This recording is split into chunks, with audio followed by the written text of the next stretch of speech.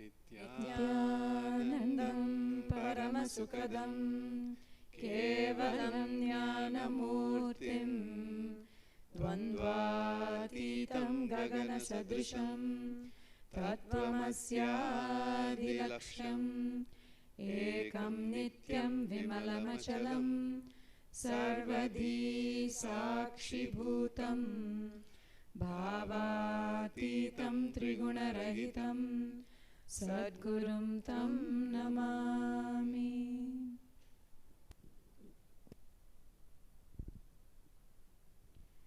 Nithyananda, today's topic for Vaakyaartha Sadhas is from the 9th verse of Vaakyaartha, exploring the meaning of sacred truths. How the incomplete knowledge makes you arrogant and makes you lose your seeking, makes you egoistic. How the growth gets stopped by the incomplete knowledge. This is what we need to do manana on today and have a Vaakyaartha Sadhas on.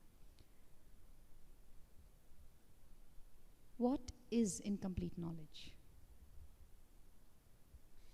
Okay. So before that, we will start with the chant, the 9th verse of Vaakyaartha. Can we have the chant, please? Andam tama pravishanti ye avidyam upashate tato bhuya ivate tamoyavu vidyayam rataha.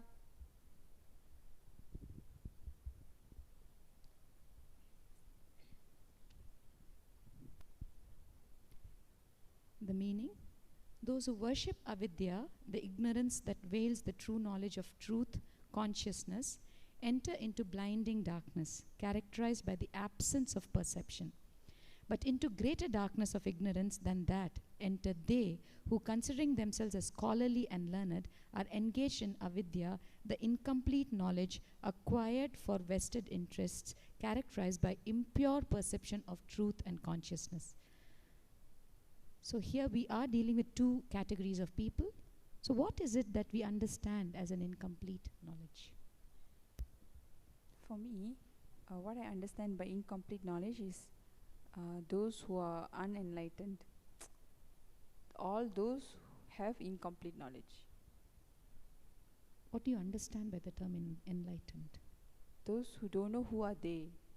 They are not sure of themselves. Where are they from? Who are they? So these people have incomplete knowledge. They are apart from those who are not working or not wanting to know who are they. They just know that there's something, but they are not complete beings who have acquired the true knowledge. What I understand it to mean is the example Swamiji gave this morning was that you have to experience knowledge for it to really sink in. It's one thing to know a truth, but until you experience it in your biomemory, you actually don't understand completely what that truth or knowledge is. And I feel that people who just sit in rooms and read books, keep truth at a distance. It doesn't really sink into them. Whereas people who head out into the world and have experiences, as Swamiji said, the thousands of experiences he had came from just being out there and demanding it from the universe. It didn't come from sitting in a room and just reading the books. So there's a difference. And he said that he prefers to work with people who have experience-based bodies, because those bodies know truth when they hear it.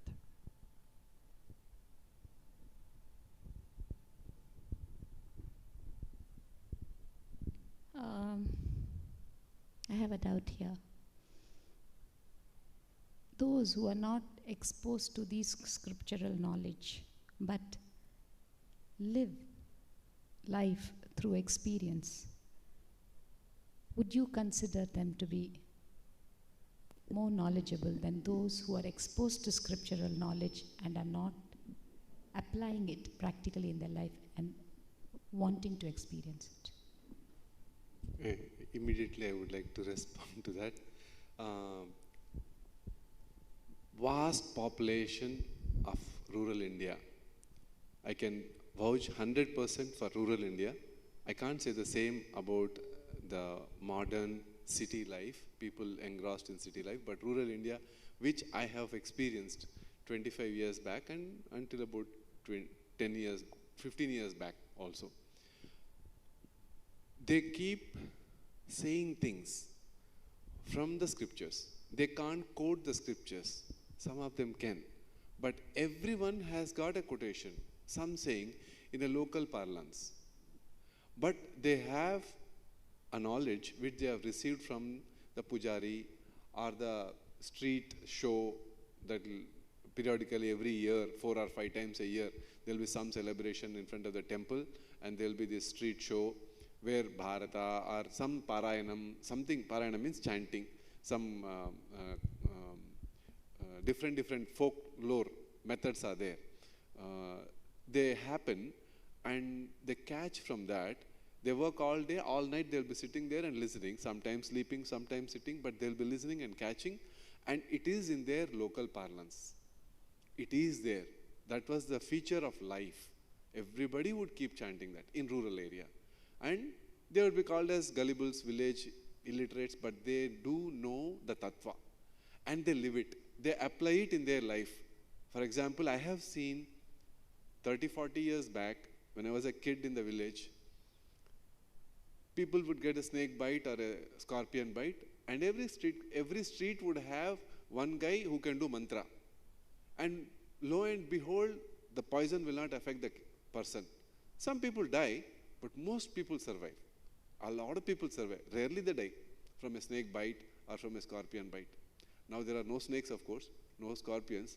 There is no ant also probably some places. But they used to depend on that, and mantra shakti was there. So people were there who were spiritually connected, who knew the skill, technique, and they had the complete faith and belief. They had the complete understanding, very strong perception, very strong experience-based love. I can only say that, love. Because they would all work as a team, and they would share as a team, and they would live as a team. And they have all of that nice belief that they are one family, etc. Everything was there. And I can't say they are illiterate people. They are illiterate in our sense. They don't know English probably. But they are literate in the tattvas. They are literate where it matters. Their knowledge counts where ours don't count. The modern education don't count. But would you say there will be scope for deeper experience and ultimately reaching that experience of enlightenment in this group? Or would it be that the scriptural knowledge, like what the Upanishads are giving us, living them, doing manana on it, and then experiencing, and that going deeper into that as an experience would... See, there is need for direction, right? Somewhere, sometime. We are blessed, we have Swamiji to continuously guide us. So, wherever our seeking stops, it is half. Whatever said and done, our experience is also not a full experience. But we have some kind of a direction consistently being given to us, where we ponder over, where we do manana. I'm just thinking, which are the category of people you consider this? See, your group will not be arrogant. What we are speaking about, the village people, they have knowledge, they have got the knowledge, they experience a bit of it, they live it, but it forms a very amicable society, a very friendly relation, a very heart-based society. The scope for further expansion into knowledge is questionable there. On the other side, you have the scholarly people, the so-called people who are exposed to scriptures, but the arrogance that is set in because they have the right to the scriptures and they have got it. Yet there is no experience, it's only the brain, the intellect. So. Yes, ma. See, just the other day I was presenting something and I was asked to remove the arrogance from my eyes. And the next learning after that was, see, don't assume that people will know what you're thinking. or what you know, people will know. And somewhere I got that, and the further learning from that was that the connection with people is lost. One is that the flow of seeking has stopped. When I believe, okay, I'm done here, there's nothing more for me to learn. Somewhere when that unconscious decision that there's nothing else for me to learn, means I've become an expert at it, right? Then I've stopped seeking. When I've stopped seeking, then obviously no expansion is happening there. Even when there is scope for expansion, there's a shutdown. And that stops the connection with the people.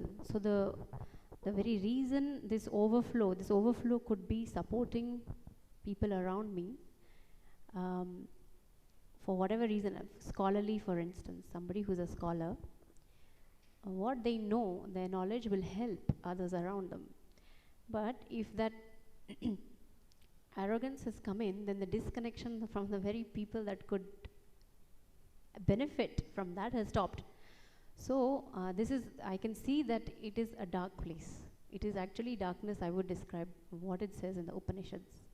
So that is what I'm getting from when I look at myself, what has happened and where all, say for instance, as a designer, somewhere I decided that I know everything that I need to know. There is no more scope for expansion, except here, obviously there is scope for expansion. There is a new dimension that has been showed to me where I don't know, right? And it's not I don't know what I need to know. It's more, this is a place I have not expanded, explored and seeked more, done more seeking into. So I think the danger exactly is that when you think you are an expert, exactly what Swamiji said, right? We've decided that that's it. I don't need to learn anymore. That is where the arrogance comes in, I feel.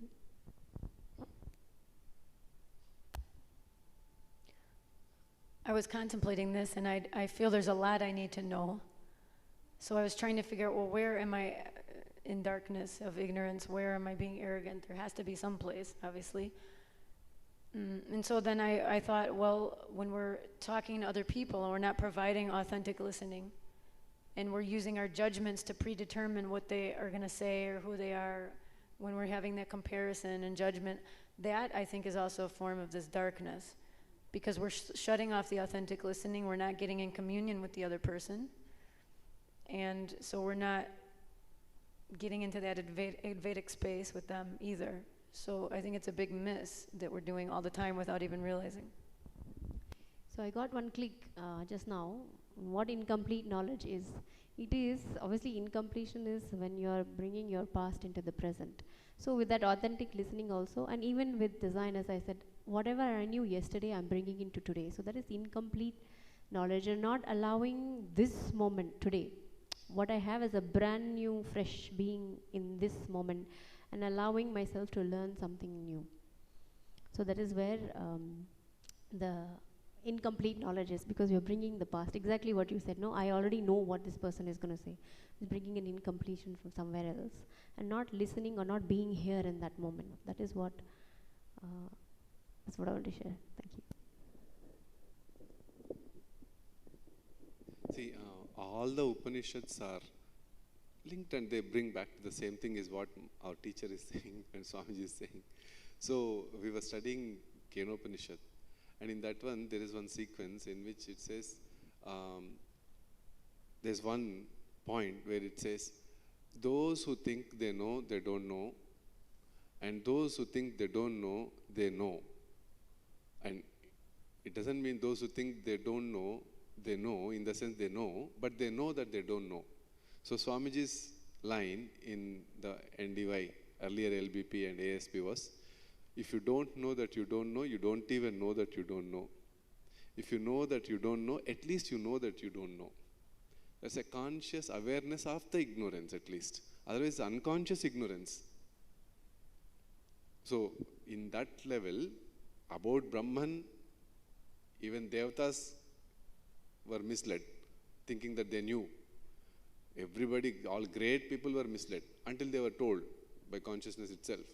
For us, fortunately, our Swamiji is there to, like the village people who knew some idea as a tattva but did not get the benefit of proper education, and also some generation which was generally following the things but they didn't know why, how, what. Now we have the benefit of Master who is here to give us the culture and the knowledge and the technique and the technology and the whole thing about it, and make us people who will be able to help others. Not only just we follow, but we will be able to help others. So I feel we are fortunate to learn from one level at least, because there's somebody who tells us what to do and also a little bit of why. So whatever we are following, first thing that is stunning and most appreciative by people in our mission is, anybody who comes, it's a very learning experience. Lots of material is there. Swamiji has spoken unlimited amount of, already so much of knowledge, and you can spend the rest of your life just dwelling on one small part. So much of knowledge is already there. And then experience also is there. So if we take to the teaching sincerely and start really, really enjoying the process of learning, then it's a beautiful, blissful state. As a side effect, some other thing may happen, but learning, if you are lost in the learning as a Vidyarthi, it's a greatest space to be. Very true.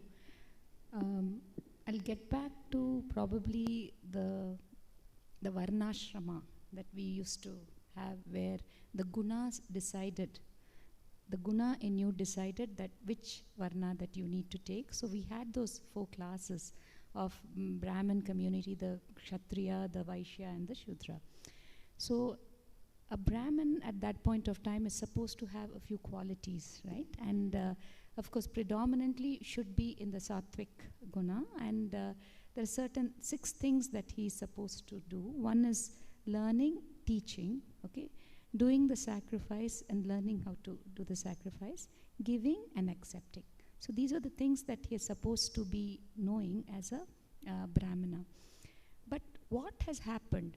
See, the so-called knowledge which they gained from the scriptural text, where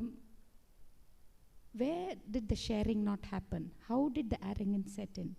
What is it that really separated that from, which could have been given to the society at large as knowledge itself, to make them understand that what exactly is truth, why are we here as human beings?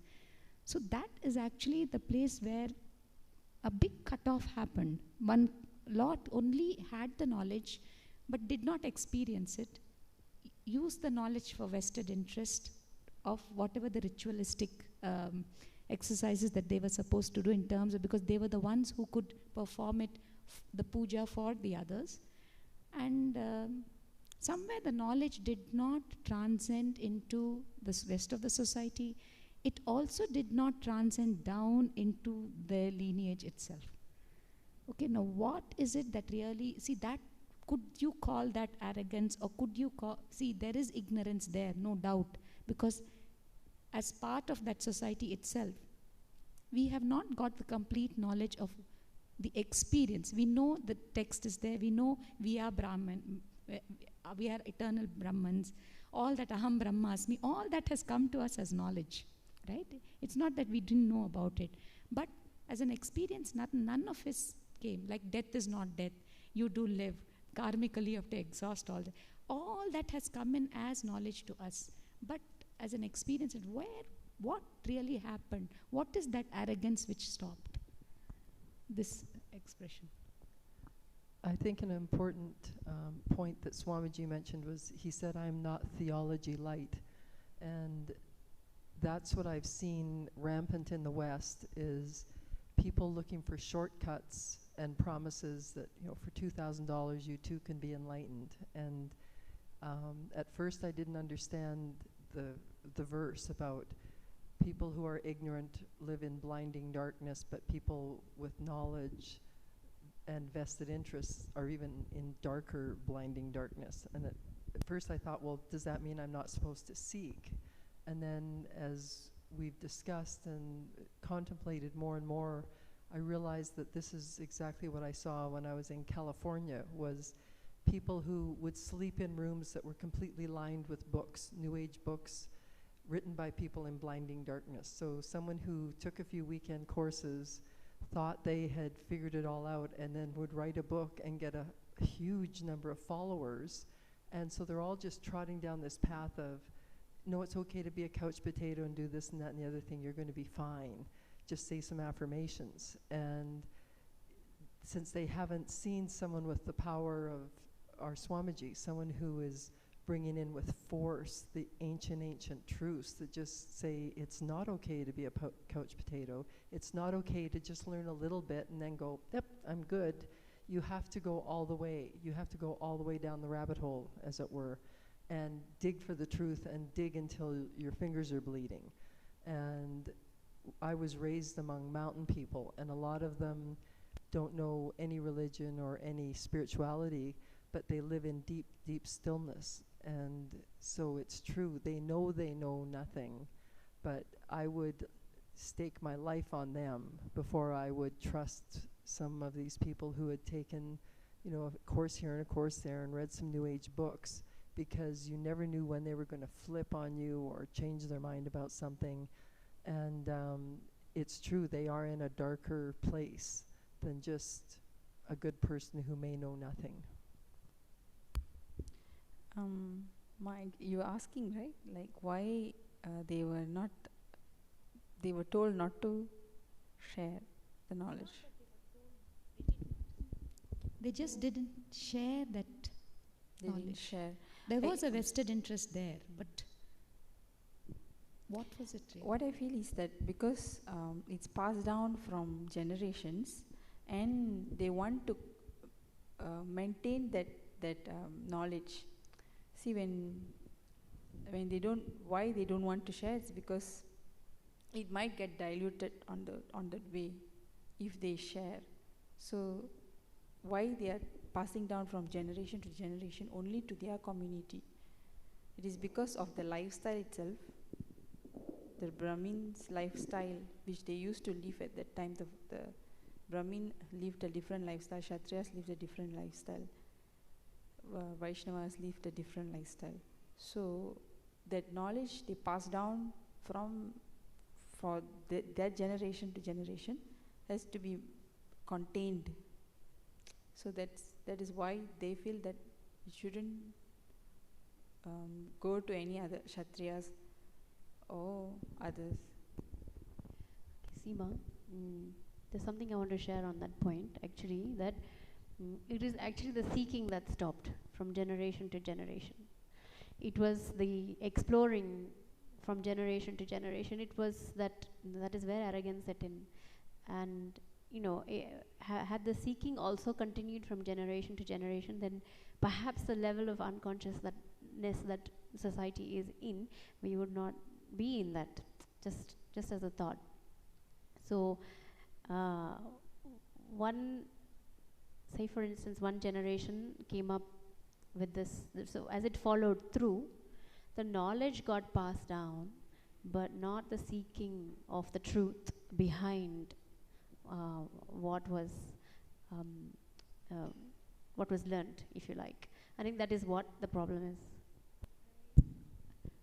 See, could it be that they didn't want to share the knowledge, so the seeking didn't happen? See, like when a child asks you a question, okay, there is a seeking there in the child. What does a parent do?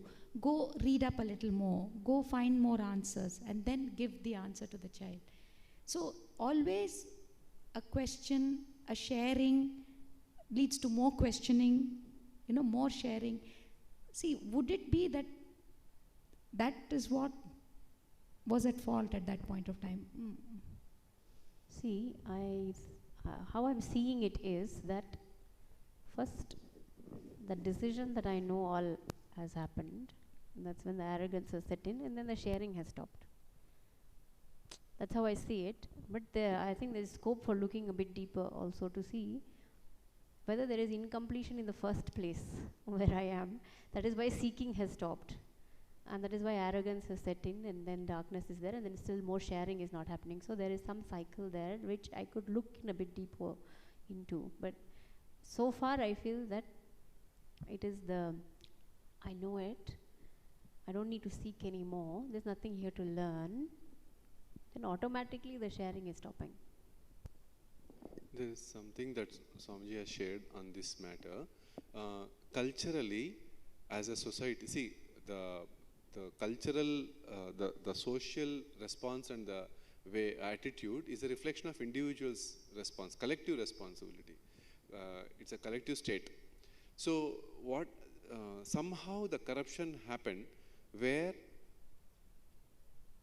an extraneous utility has been brought into play. A medium of trade which is outside of our life has been introduced into us.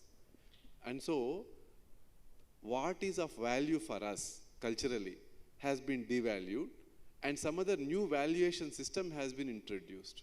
And then everybody suddenly, we are playing with, let's say, blue coins. Suddenly, red coins have been introduced and blue coins are devalued. It's like the total change in culture. Our, like you said, the Gurukul system, and based on the attitude of the child, based on the response to the spiritual knowledge, when they are getting the spiritual experience, etc., there are different trainings first given, Brahma Sutras or Yoga Sutras or Kama Sutras or whatever. And then accordingly they were released back into the society as useful part. Now that is not happening because that whole system is axed out. As a whole culture, Gurukul system is devalued. So because of that, utility patterns have changed. What is of utility has changed. Therefore, the father, who is a Veda Pandit, is now not very keen on teaching the same and encouraging the child. There are people who are keeping the track, but even the child is not being given that, then why would somebody else come? Earlier, if you see, look at any guru, his child was the main, was one of the Sishyas. He may not be the main one or the prime disciple, but his child was definitely a part of the Gurukul. Now, if the minister's children are going abroad, then why would I think of keeping my child in the local school? I would also think about that, because that seems to be the thing to do. So that is how transition and, the devaluation of our culture has happened, I believe. There are always people to teach if you wanted to learn. As you said, as Ma said, there were no people who wanted to learn. The learning and the seeking, obvious to make a livelihood, it's easier to go deeper in, and there are a few people who want to go deeper. Those people found utility somewhere else. So that's why the devaluation. And Swamiji said, we follow the festivals, we wear new clothes, or maybe we go to the temple, but we don't know why we are doing. We can't answer, as you said, we can't answer the children, because we have not been systematically taught. That's why we need to know the knowledge. Practice should be there, and the knowledge also should be there. If only knowledge is there, we don't know why we are doing, and then we'll vomit it out. If only we are doing practice, we can't convince somebody else. They have to do it out of respect or something for us, but not because of the vidya. It is just a ritual. Even a ritual, when done with awareness and knowledge, becomes meditative. And even meditation, when it is done without the why, how, what, it becomes a useless ritual. So that's what it has come to, and then even that is being tossed out right now.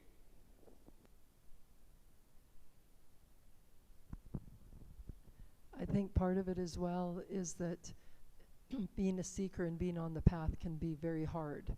And when you're under the guidance of a guru, you have someone who can keep pointing you in the right direction, so that when your incompletions and your root patterns come up, you don't just, crumble under them. And we've witnessed it all in people who come to programs, that when Swamiji starts digging and helping people bring up these things that are holding people back, it can be very painful psychologically, because a lot of us become very comfortable with our neuroses and our dysfunction. And so when you've got a master who's like a surgeon who's operating to take all these tumors out of you, you can respond in panic. And I think a lot of people just immediately go into a fear mode and say, well, I'm not going to seek because the seeking is scary. Well, the point is to go through it. You do you want to live that way your whole life, or do you want to get over it once and for all? Let Swamiji do what has to be done and move forward, because then you move into such a high frequency and such a state of bliss.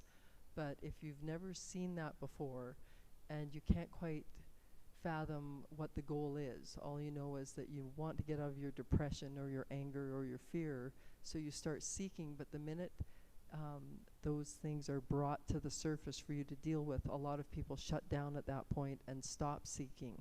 So as Swamiji said, how do you move past that and keep seeking? And the thing is, you have to go through it. Don't turn around and stop. You have to keep going. And when the seeking gets tough, it just means that you're doing a phenomenal job. You have really stumbled on something important, and it's time to move on.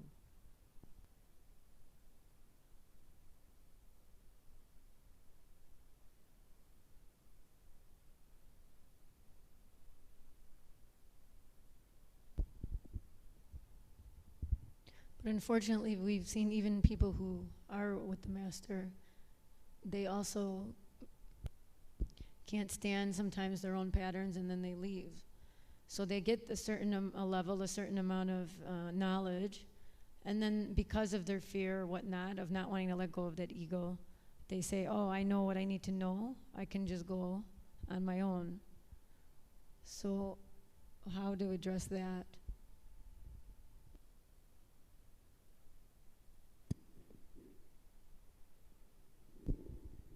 You're quite correct, actually. There are two things here. One, they don't know what they are seeking, right? The second thing is, and the fear of the unknown, which is what actually holds them back. And that happens because there's lack of direction. There are very few people who will really courageously jump into it and say, okay, even if I'm not going in that direction, let me see what is coming out of it. See, I can tell you one thing. Before I saw Swamiji, before I met Swamiji, before I got connected with him, it was Shirdi Baba, and it was, I used to read the Satcharitamanas, and there's a deep feeling connection with Baba. But somewhere I had plateaued. It had not gone deeper than one particular level where there was a good feeling, a good experience inside of me, but there was no growth beyond one level. And I didn't have direction. Okay?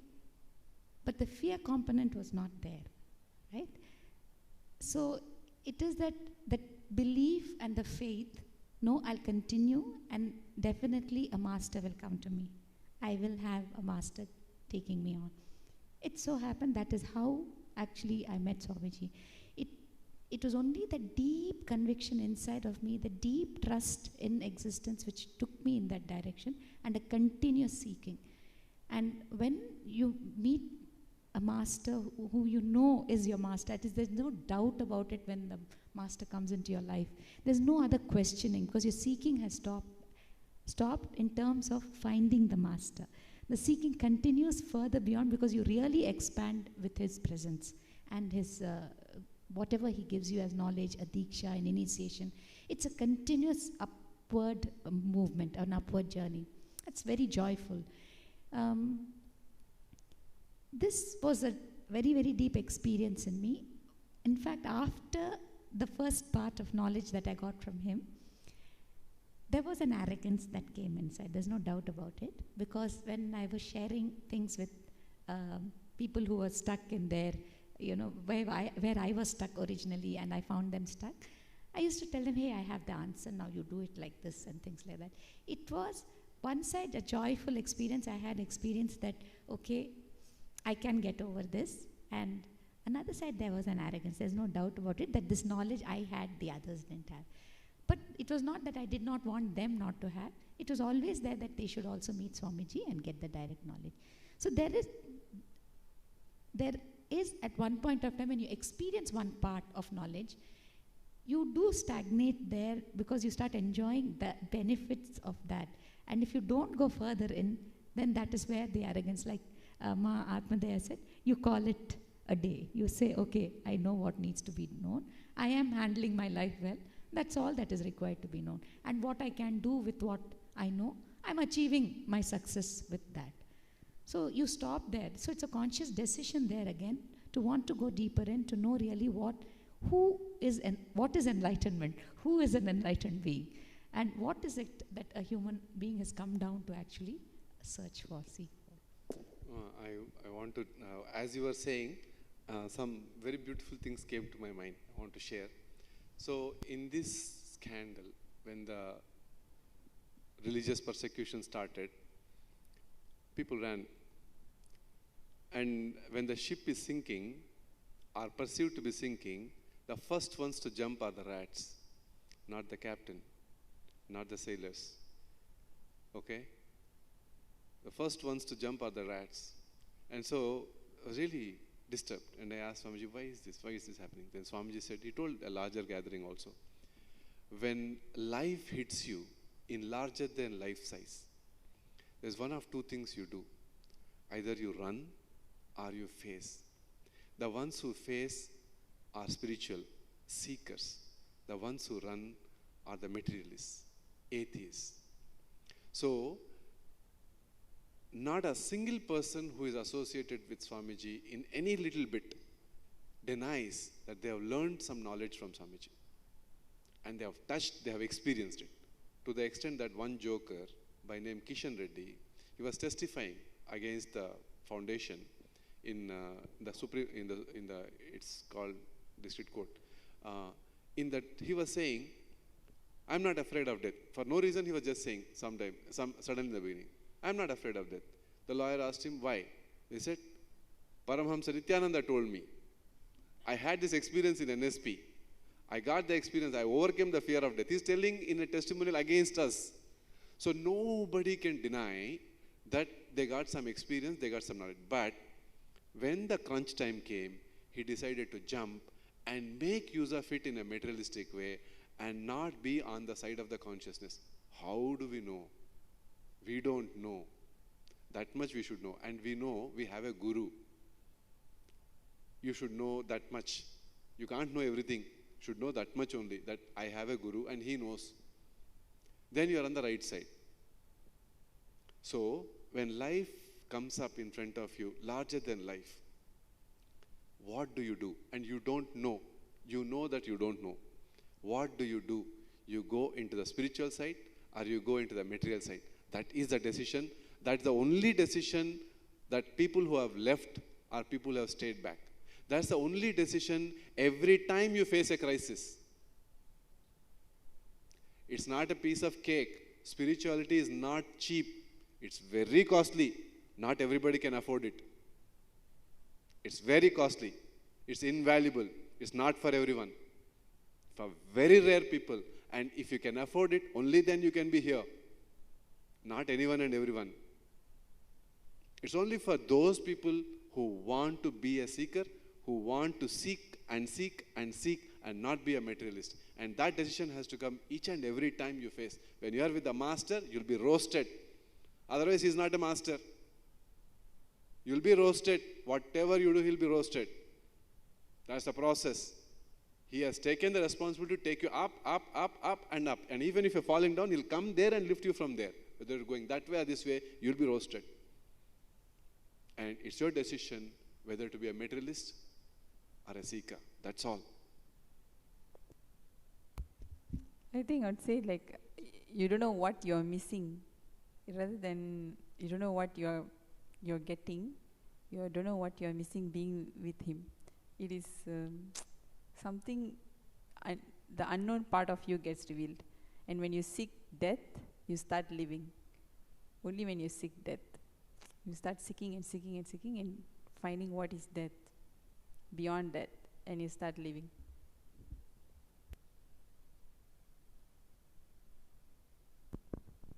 Just to support that, the ambience outside is actually to see, once you've got to your first grade, then you go to the second grade, third grade, you've done your PhD and that's it. You know, there is a certain capping of learning and growth. The system itself is like that. So I was just thinking, where did I learn that? You know, obviously when I finish my degree, okay, I'm done with that part. Then at work is a different type of learning. But even there, in one particular job, whichever company I stayed in, I would hit the ceiling at one point. That's in my job frame. That is all I can learn. That is all I can do. Because I would be a middleweight designer or a senior designer, and then there's the boss. So I would have to become my own boss to learn something new, right? But here with Swamiji, it is a constant space of expansion, no matter what we're doing, whether it is something to do with working with people, or in the background with something, or even in the kitchen. There is something to learn for everybody. So that atmosphere is what the ambience here is to constantly seek and to grow, and not to settle into a space of arrogance or blinding darkness. Whereas outside, the system is designed in such a way that happens. Unless you are a real, deep seeker, or seeking, if you like, somewhere in yourself, then that flow is stopped. That is what.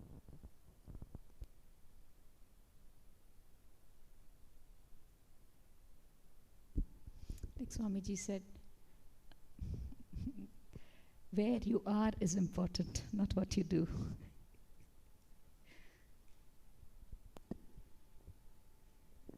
And what you do, where you are also. Will be at the right spot and not do the right things also, no.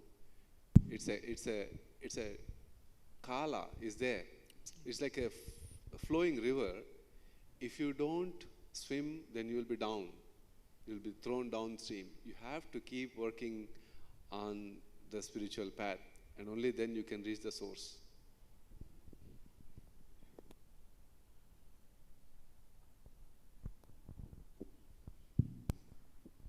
And something people have found who did run away is no matter how intense you think the seeking becomes, when you go back into the outer world and try to just live that mundane life, you start feeling death then, because you just see so many people waiting to die, just doing weird little routines until, to waste time until the next big thing happens in their lives. But of course the next big thing isn't going to happen because they're not doing anything. They're not seeking, they're not expanding. They're just, as Swamiji said, they're settling. And when you settle, it's like laying down on the ground and you're just 6 feet higher than where you're going to be eventually. So to settle or settle in, all you're doing is laying down on the ground waiting to die. And you have to keep pushing yourself. When you wake up in the middle of the night and there's that awful anguish, that what's it all about, what's it for, don't just go back to sleep and keep having nightmares. Get up, get on the internet, start seeking, take that book that a friend gave you that you've never bothered to read. Everyone's getting little hints all the time, nudging them to go back to seeking. And it's very easy to just keep pushing them aside. But one day when you're old and you'll think, this could have been so different if I had followed my heart, followed those inspirations, followed that intuition, because everybody gets it all the time. You just have to start listening to it.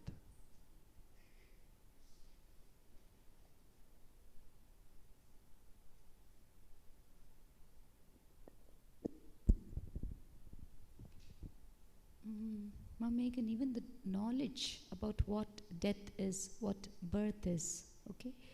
That itself is so profound in terms of understanding the truth, that if that was exposed to humanity, the society at large, even when they were young, like what's happening when children come into Gurukul, it is like Swamiji very clearly said, make them understand they are alone.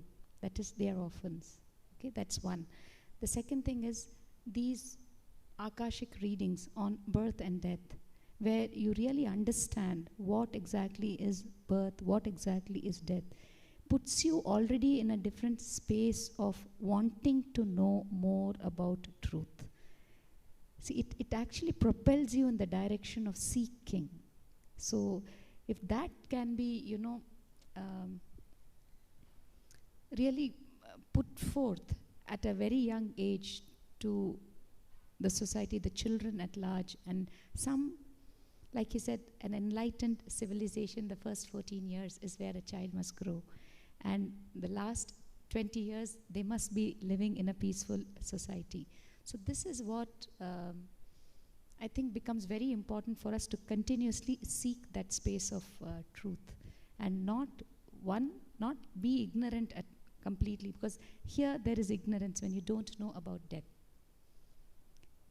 See, when you're just waiting for death to happen to you, there is an absolute ignorance. So one side, that category of people are also given the truth. On the other side, those who have a little knowledge also, you're propelling them into seeking further and further into what exactly, who are you in the first place? Basically, the questioning tendency of who am I is what starts happening at that point of time.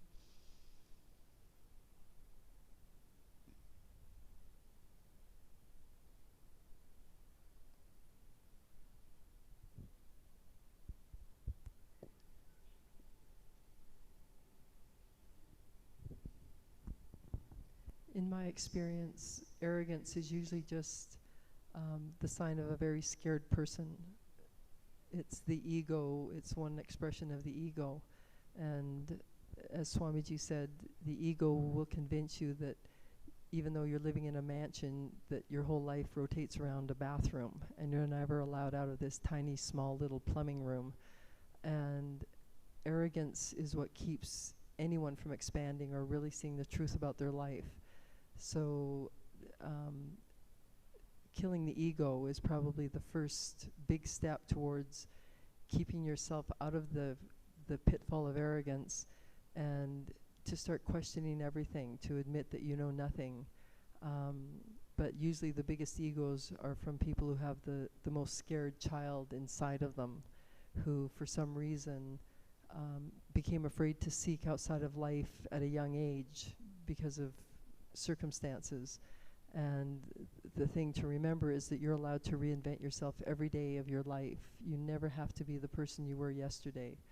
And Swamiji brilliantly tells people, even if you're in the best job in the world, if it's not challenging you, either quit the job or take on more responsibilities so that you keep expanding.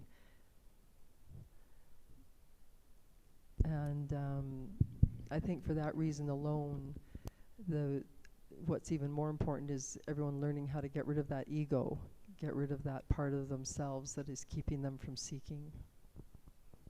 It's just like what Atmadaya Ma said, that when you think you know everything, the seeking completely stops. That's the ego that is there. So really the best thing that I got from today's Vaakyaartha Sadhas is people who left. They do not deny, nobody denies that they have learned something from Swamiji. And I'm sure a lot of them keep the books and keep watching the TV, even if they are like a little shy in public and not admit, but they would keep it. But they are all enjoying the fruits of the knowledge they have learned. But they have cashed it out. It's like developing a goodwill in the business and cashing it out. They made it look like a business. They made it just a business deal. That's why how you deal with it, that's how life deals with you. So, but they miss very hard, very bad. So, I think that's the classical example of avidya and arrogance, that I know now I don't need anything else. Whatever is needed, I have gotten. Now I don't need the support. It's like the branch telling, I got enough food and I'll drop off from the tree now. You'll die. You'll wither away in no time.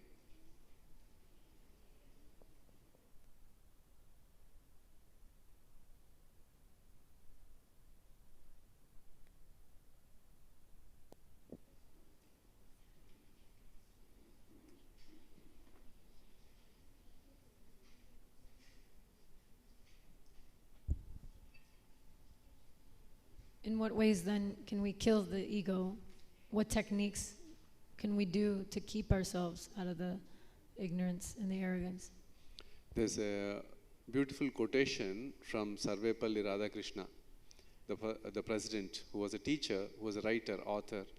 So he said, I mean, it must be from the scriptures, but I heard him say, unless knowledge becomes bhakti, it's useless tinsel, however much you have learnt.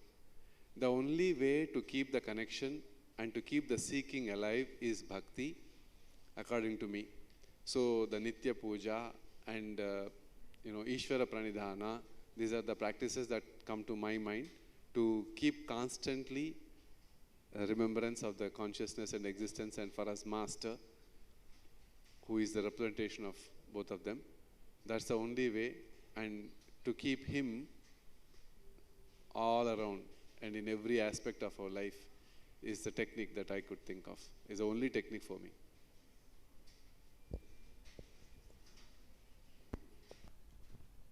Ovia.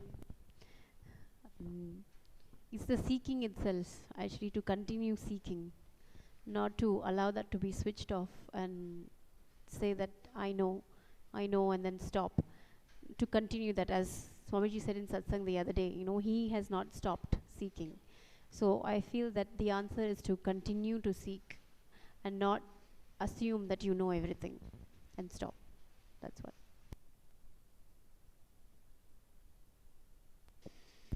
And when you do think you know everything, just talk to a child and they'll quickly put you in your place and make you realize you know nothing.